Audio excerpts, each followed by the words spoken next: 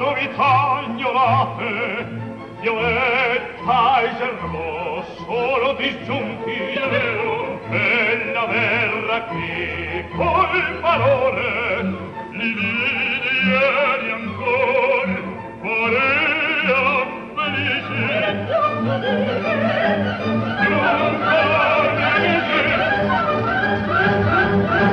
Alors, le choix, il est guidé de manière générale. Si les rencontres transversales, c'est une œuvre collective dans la façon dont les choses se mettent en place, avec l'université Rennes 2, donc avec Jean Cléder, Timothée Picard, le colloque. Au niveau de la programmation, il en est de même. Trouver une articulation qui corresponde à ce qui est porté. Donc on peut dire que chacun réfléchit à des œuvres qui peuvent sembler pertinentes par rapport au projet. Et c'est sur une liste de films, et là, moi, du coup, quand on travaille sur un projet comme celui-ci, je fais tout de suite appel aux gens qui sont porteurs du projet, qui sont spécialistes de ce qui va être diffusé. Et il y a une liste de films qui a été faite, puis à partir de là, on voit ce qui est faisable, infaisable. Déjà, tout simplement, est-ce qu'il y a des copies, est-ce qu'il n'y en a pas, dans quel état sont-elles? Alors là, on est bien loin de l'acte artistique, mais en même temps, c'est des choses qui existent. Parfois, les gens imaginent qu'il suffit de penser à un titre et ça y est, on l'obtient. Ben non, il y a d'autres barrières à franchir. Une fois qu'on a dégraissé tout ça, on voit ce qui reste et qu'est-ce qui peut s'adapter au projet. On a eu de la chance cette année par rapport aux liste de films qui avaient été proposés par rapport au sujet opéra et cinéma, beaucoup d'œuvres étaient disponibles. Par contre, aujourd'hui, c'est vrai qu'on n'y pense pas systématiquement, mais vous savez que les salles ont évolué bien malgré elles au numérique. Et vous avez des tas de films aujourd'hui qui sont encore sur un support argentique. Et c'est le cas d'ailleurs sur 3 des 4 œuvres que nous présentons ici même au Ciné TNB, dont Une nuit à l'opéra avec les Marx Brothers. Ça veut dire que si nous n'étions pas équipés du 35 mm, eh bien on ne pourrait plus projeter ces œuvres. Et c'est ce qui arrive dans d'autres salles qui malheureusement, ils n'ont pas pu garder les 2 appareils. Donc ouf, on est sauvé, ce qui nous permet quand même d'aller en profondeur.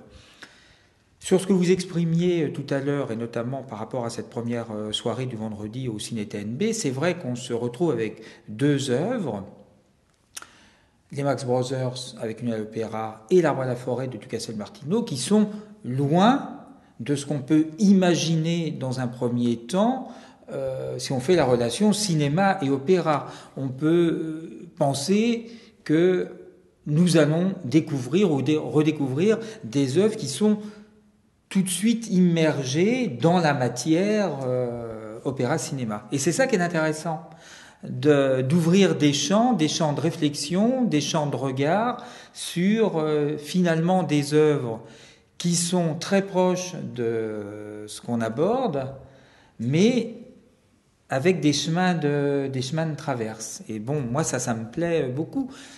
Que ce soit sur le Ciné TNB avec cette soirée du vendredi 15, mais quand on voit aussi la programmation au Tambour, pareil, il y a des passerelles, il y a des parallèles, et ça c'est une grande richesse d'ouverture pour tout un chacun, quoi.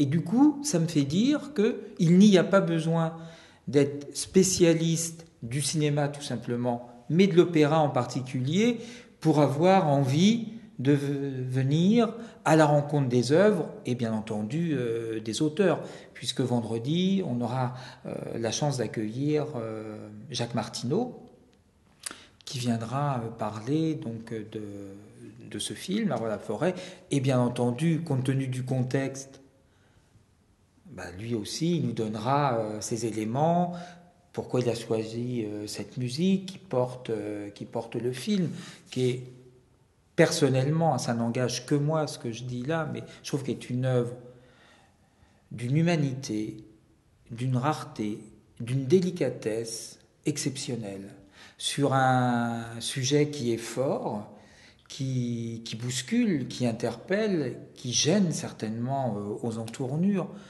mais le traiter avec autant de finesse, c'est remarquable.